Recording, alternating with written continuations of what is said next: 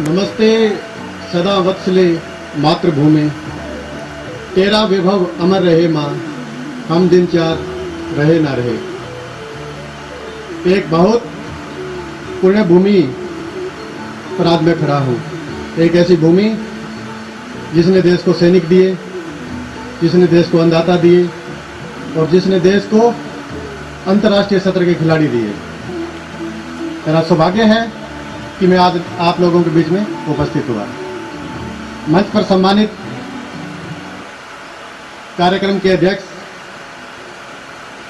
श्री महेंद्र कुलड़िया जी, सरपंच ग्राम पंचायत भूथन कला,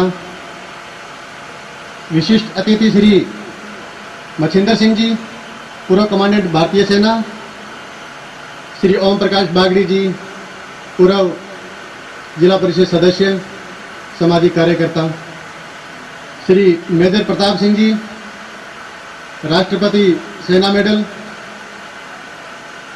श्री सुरजीत कुलड़िया जी, हमारे लिए बहुत ही सम्माननीय, श्री सुरेंद्र ढाका जी, गोल्ड मेडलिस्ट अंतर्राष्ट्रीय तैराक, श्री सुभाष ताखर जी, अध्यक्ष Amar Jyoti senior secondary school, Shri Surendra Dhaka ji, Shri Pradeep Dhaka ji, Shri Sunil Dhaka ji, अध्यक्ष विवेकानंद स्कूल, मदन दायल जी हमारे बीच में आज उपस्थित नहीं हो पाए। भूथन कला एजुकेशन सोसाइटी की ओर से हमारे सम्माननीय प्रधान श्री कृष्ण जानी जी, मेरे छोटे भाई सचिव श्री ओम प्रकाश कुलड़िया जी सहित समस्त सम्मानित कार्यकारिणी, गौशाला प्रधान श्री हरि सिंह ताखर जी व उनकी समस्त कार्यकारिणी, ग्राम पंचायत प्रतिनिधि, ग्राम सभा भूथन कला के समस्त मेरे सम्मानित नागरिकों, मेरे युवा साथियों, बहनों, माताओं, मैं आप सबको इस सम्मानित मंच के माध्यम से प्रणाम करता हूं। आपका इस कार्यक्रम में स्वागत करता हूं, आप सबको नमन करता हूं। और आज इस कार्यक्रम में हमारे लिए बहुत ही गौरवशाली उपस्थिति, एक ऐसे लोगों की उपस्थिति जो सूर्य कवच के समान हमारी सीमाओं को सुरक्षित करते हैं और हमारे लिए वो गौरव का क्षण बनते हैं। हमारे सैनिक भाई, वर्तमान सैनिक, उनके परिवार और पूर्व सैनिक हमारे बीच में आज उपस्थित हुए हैं। मैं इन सबको हृदय से नमन करता हूं, इनका स्वागत करता हूं।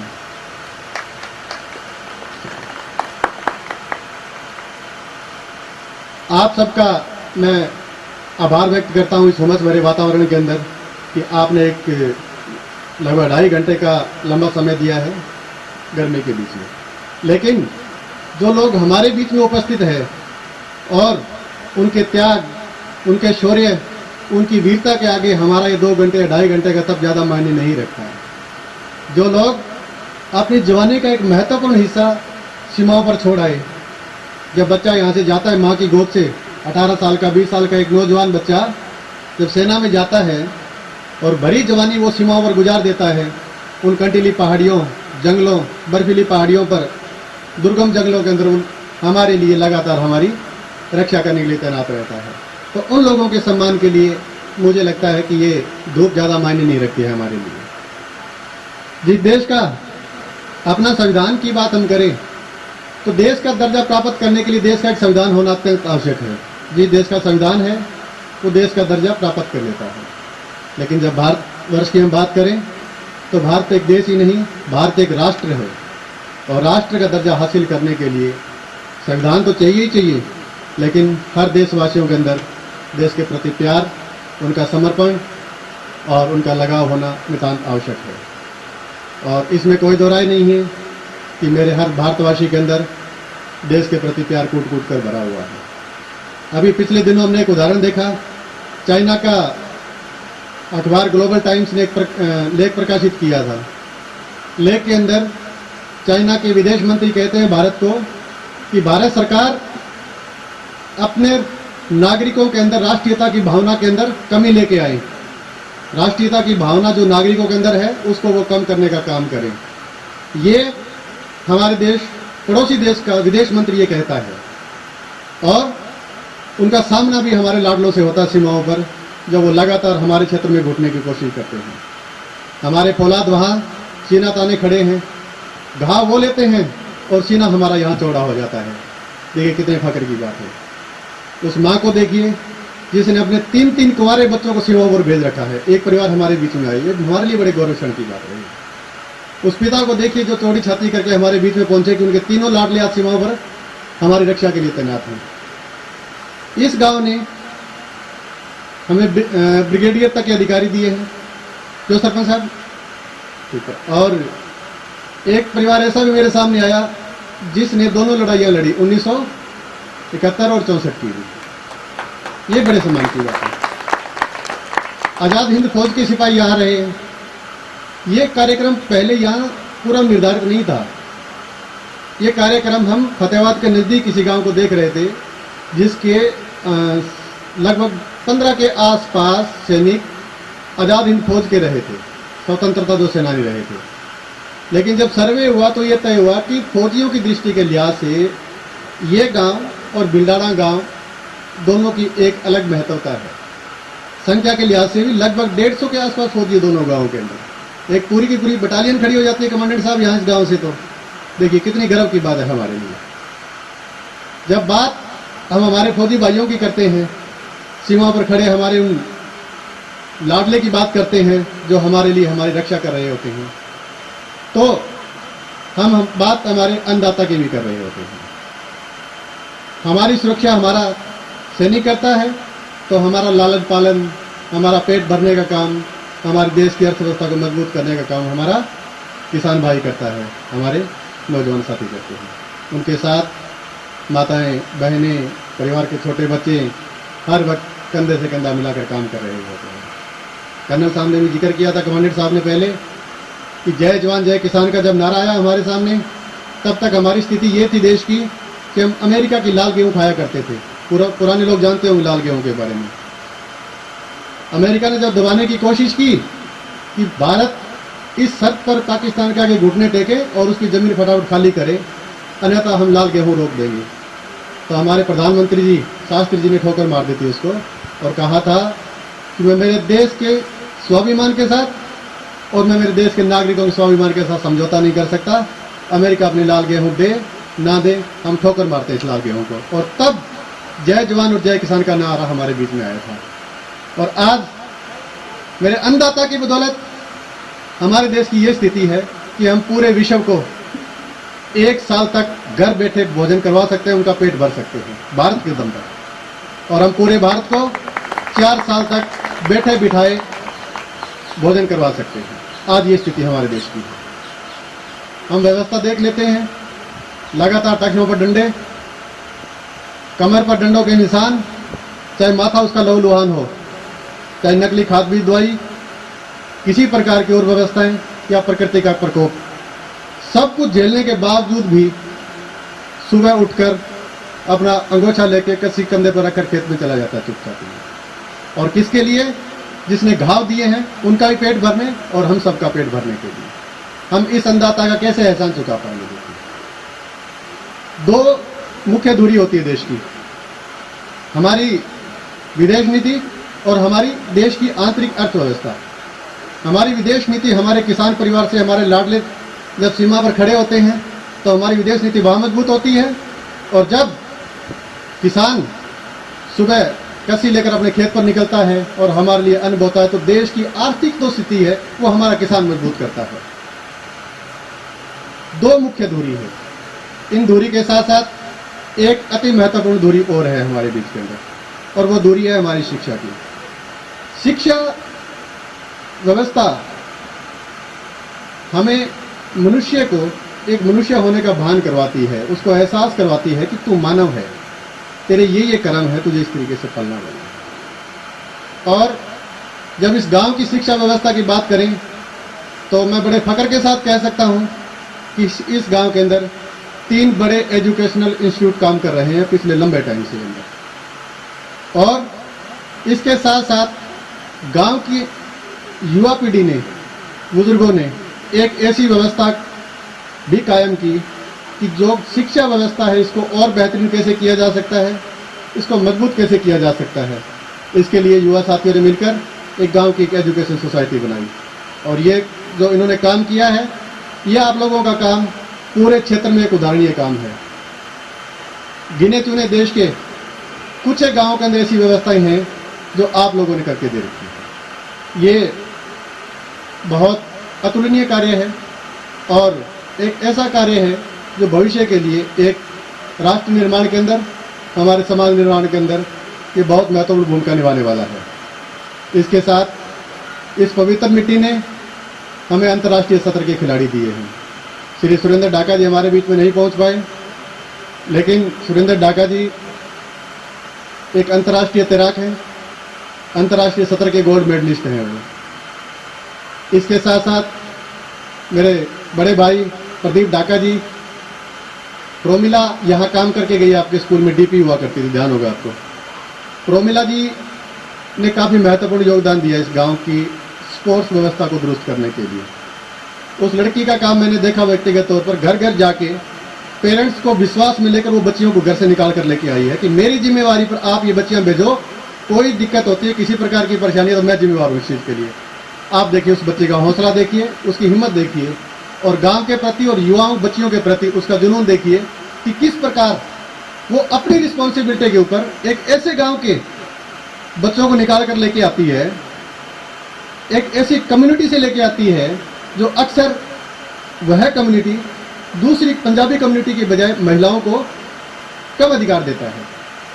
मैं भी इसी कम्युनिटी से आता हूँ, मुझे इस चीज़ का एहसास है कि एक पंजाबी कम्युनिटी और एक बागड़ी जाट कम्युनिटी के अंदर महिलाओं के अंदर थोड़ा भेदभाव है आज भी। बच्चियों के एजुकेशन की बात हो, महिलाओं को ज़्यादा अधिकार देने की बात हो, तो वहाँ हम कहीं ना कहीं आज भी समाज के ताने बाने से घुटन महसूस करते हैं। तो वो बच्ची घर से बच्चे लेके आना, वो उसका बड़ा दिलेरी का काम था। इस गति को लगातार कायम रखते हुए प्रदीप ढाका जी अक्सर ग्राउंड में मिल जाते हैं सैकड़ों बच्चों के साथ सुबह और शाम। तो ये इस गांव के लिए बड़ी खूबसूरती की बात है और हम सब के लिए बड़े सम्मान की बात है कि ऐसे ऐसे बच्चे गांव में काम कर रहे हैं, एक धुरी बने हुए हैं जो एजुकेशन व्यवस्था संभाल रहे हैं, गांव की खेल व्यवस्था वो लोग संभाल रहे हैं। जब आप लोगों ने अंतर्राष्ट्रीय सत्र के तैराक दिए हैं तो हमारी महत्वाकांक्षा आपके प्रति और भी बढ़ जाती है और एक लालच भी कहीं न कहीं आता है कि हमें और भी बच्चे यहाँ से मिलने चाहिए। इंसान स्वार्थी होता है, जहाँ से उसको कुछ एक बार मिलने लग जाता है तो बार बार कोशिश करता है कि मुझे अगली बार फिर यहीं से कुछ मिलने वाला है, अगली बार फिर मुझे यहाँ से कुछ मिलेगा। तो हम हमारी स्वार्थी दृष्टि से भी और हमारी महत्वाकांक्षा दृष्टि से भी और बच्चों के स्पोर्ट्स के लिहाज से भी हम इस गांव से ज़्यादा उम्मीद करते हैं कि ये गांव आने वाले समय में हमें बेहतरीन खिलाड़ी देगा और बेहतरीन सिपाही देश की सीमाओं के लिए और हमें ये देगा। यहाँ की जो गौशाला की व्यवस्था की बात करें तो जिले फतेहाबाद की गिनी चुनी गौशालाओं में से एक गौशाला आप लोगों की है। ये बेहतरीन तरीके से प्रबंधन, समय समय पर उनकी व्यवस्था, उनका रख रखाव, उनके अंदर उनके ज़रूरत के चारे के भंडार आप लोगों ने लगातार भरे हुए हैं। मैं गौशाला के बीच में कई कार्यक्रमों में शामिल हुआ हूँ और मुझे फ़ख्र भी होता है कि जब आप लोग इस प्रकार के कार्यक्रमों में शामिल करते हैं। सोसाइटी गौशाला को पहले भी अपना योगदान देती आई है और हम भविष्य में आप लोगों को गौशाला के रूप में आपकी एजुकेशन व्यवस्था को सहयोग करते रहेंगे किसी भी तरीके से। इस गांव की एक खूबी और भी रही है पुरानी खूबी है, जैसे श्री बागड़ी जी ने जिक्र किया कि बहुत सारे लोग इस गांव को चौधरी बंसीलाल जी की ससुराल के नाम से जानते हैं। बुतन कौन सी? बोल चौधरी बंसीलाल जी वाले ससुराल वाले। चौधरी बंसीलाल जी केंद्रीय राजनीति में धुरी रहे, राज्य की बागडोर उन्होंने कई बार अपने हाथों में संभाली। इतनी पावर होने के बावजूद इस गांव के अंदर इतनी क्षमता होने के बावजूद इस गांव ने उस राजनीति का कभी दुरुपयोग नहीं किया। ये हमारे लिए बड़े सम्मान की बात और बड़े फख्र की बात है। जब हम बात करें मुख्य धुरी श्री सुरजीत कुलडिया जी की, तो वो राजनीतिक महत्वाकांक्षाओं से दूर रहते हुए उन्होंने एक बड़ा एक सन्यासी की तरह अपना जीवन जिया है। मैंने इनको व्यक्तिगत तौर पर खेतों में काम करते देखा, खेतों में इनको बैलों से हल चलाते देखा। मैं ठीक कह रहा हूँ कुलडिया जी? देखा। और अगर थोड़ा सुबह जल्दी आप इनके मुलाकात के लिए चले जाएं तो हो सकता है ये पशुओं को चारा डालते आपको मिल जाए, पशुओं को नहलाते मिल जाए। एक बड़ा ही साधु की तरह एक बड़ा सामान्य जीवन इन लोगों ने जिया। उस अवस्था में जब ये देश की बागडोर संभाल रहे थे, जब ये राज्य की बागडोर संभाल रहे थे, ये हमारे लिए एक बड़ा अनुकरणीय उदाहरण है। मैं कुछ एक बात युवाओं से करना चाहता हूं, जो अक्सर हम महसूस करते हैं कि समाज के अंदर चल क्या रहा है। मैं चाहता हूं कि जब हम घर जाएं और घर में हमारा बुजुर्ग, हमारा दादा, हमारा ताऊ, हमारा बाप जब चार पर बैठा हो तो हम उसको झुककर उनको प्रणाम करें, उनको नमन करें। आप अगर ये देखते हो चारों तरफ खेत जब लहला रहे हैं, सोना उगल रहे हैं, लाख लाख रुपए का धान हमारे खेत में हो रहे हैं, तो आज से 30 साल पहले की ऐसी व्यवस्था नहीं थी। उन लोगों ने कंटीली झाड़ियाँ काट काट कर, उन लोगों ने टीलों को समतल कर करके बैलों से, ऊँटों से, हाथों से हम लोगों के लिए एक ऐसी व्यवस्था की कि हम एक सुकून से जीवन व्यतीत कर सकें। उन लोगों ने वो जो जीवन जिया है वो बड़ा एक तप कर जीवन जिया है उन लोगों ने, उनको उनका सम्मान मिलना चाहिए। सैनिक को सम्मान मिलना चाहिए। जब सैनिक हमारे यहाँ से गुजरे तो हम खड़े होकर उसको सल्यूट करें। और उस किसान को भी सम्मान मिलना चाहिए जो दिन रात हमारे पेट की फिक्र करता है, हमारे लिए काम करता है। जब किसान अपने खेत में जा रहा है, कसी उसके कंधे पर है, तो उस पगडंडी की मिट्टी हमें माथे पर लगाकर उसका सम्मान करना चाहिए। हमें गांव के उस गरीब मजदूर भाई का सम्मान करना चाहिए जिसने हमारे देश के लिए विशालकाय इमारतें दी, जिसने हमारे लिए राजमार्ग खोल दिए। हमें सम्मान देना चाहिए हमारी आंगनवाड़ी बहनों, आशा वर्कर बहनों को, जो लगातार सचेत होकर हमारी माँओं की, बहनों की कुपोषण के प्रति और हमारी आने वाली युवा पीढ़ी बच्चों के लिए वो लगातार टीकाकरण और कुपोषण से बचाने के लिए सजगता से वो लोग कार्य कर रहे हैं। मैं धन्यवाद करता हूँ आप सबका, और मैं वचनबद्ध हूँ कि जिस प्रकार की मैंने एक जो आप लोगों के सामने बात रखी है कि हमें इन लोगों का सम्मान करना चाहिए, इस कड़ी को और आगे बढ़ाने के लिए मैं चंद बातें आपसे बिहार सोसाइटी के बारे में करना चाहता हूँ।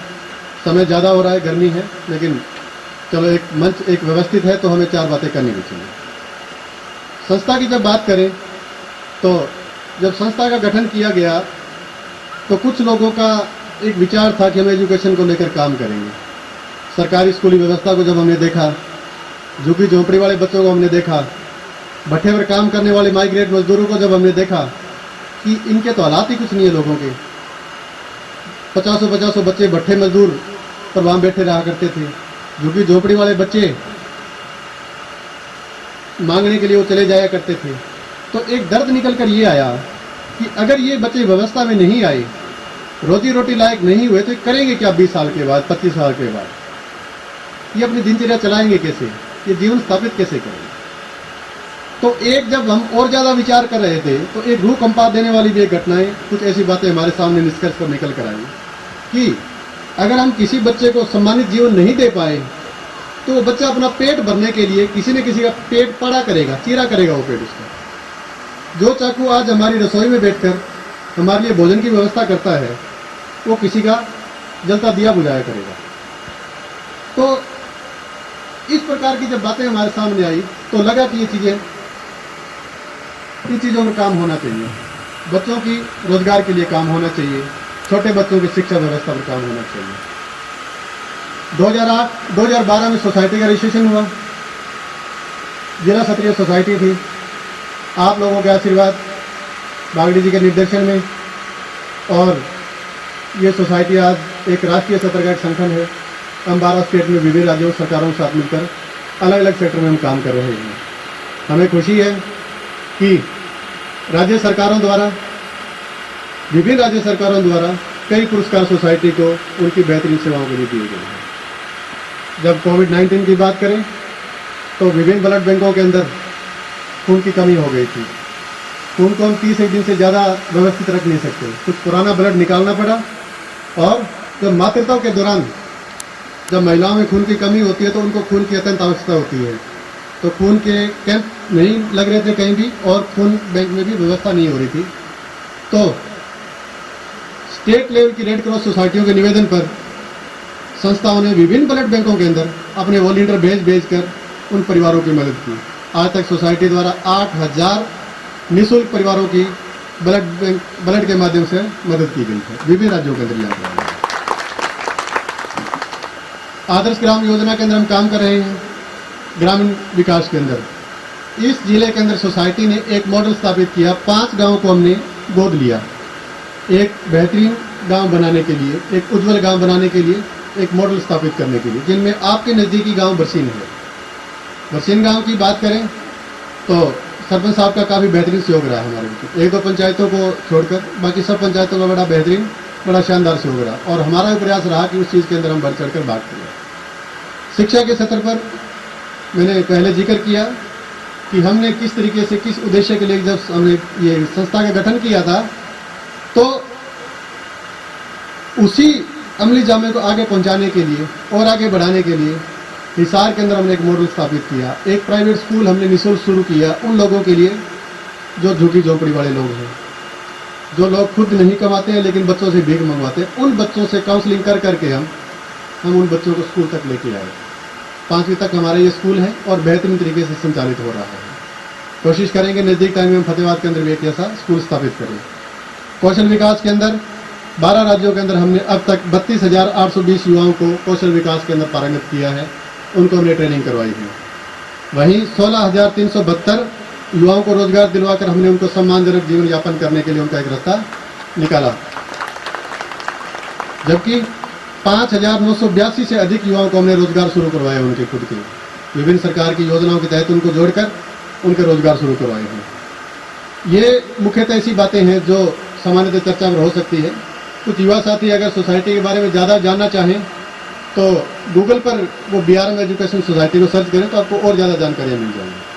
वही पर्यावरण के अंदर मैं आपसे बात करूँगा, कौशिक साहब ने भी जिक्र किया, बागड़ी जी ने भी जिक्र किया, हम काफ़ी संजीदगी से काम करें पर्यावरण को लेकर। वित्त वर्ष 2018-19 के अंदर हमारा 92 लाख रुपए का बजट रहा है पर्यावरण संरक्षण को लेकर पूरे 12 स्टेट के अंदर। वहीं फतेहाबाद जिले के लिए 2018-19 और 19-20 के लिए हमने 37 लाख रुपए खर्च करने वाले हैं और खर्च किए हैं इसके लिए। मैं आप लोगों का, मैं ग्राम पंचायत भूथन कलां का, ग्राम सभा भूथन और गांव बिल्डाना और भूथन से आए सैनिकों का आभार व्यक्त करता हूं और आपका धन्यवाद करता हूं आप लोगों द्वारा जो मान सम्मान दिया गया इसके लिए। यह मान सम्मान मेरे लिए हमेशा अनुकरणीय रहेगा। मैं हमेशा आप लोगों का ऋणी रहूँगा आपका इस मान सम्मान के लिए और कोशिश रहेगी कि आपका मान सम्मान मैं ये चुका पाऊँ। मैं सुभाष किचड़ आपकी इस पवित्र धरा पर खड़ा होकर वचनबद्ध हूँ कि मैं इस क्षेत्र के विकास, इस क्षेत्र की उन्नति, बच्चों की शिक्षा, उनके खेल, महिलाओं के आत्मसम्मान और युवाओं के रोजगार के लिए मैं लगातार मेहनत करता रहूँगा, प्रयास करता रहूँगा। जय हिंद, जय भारत।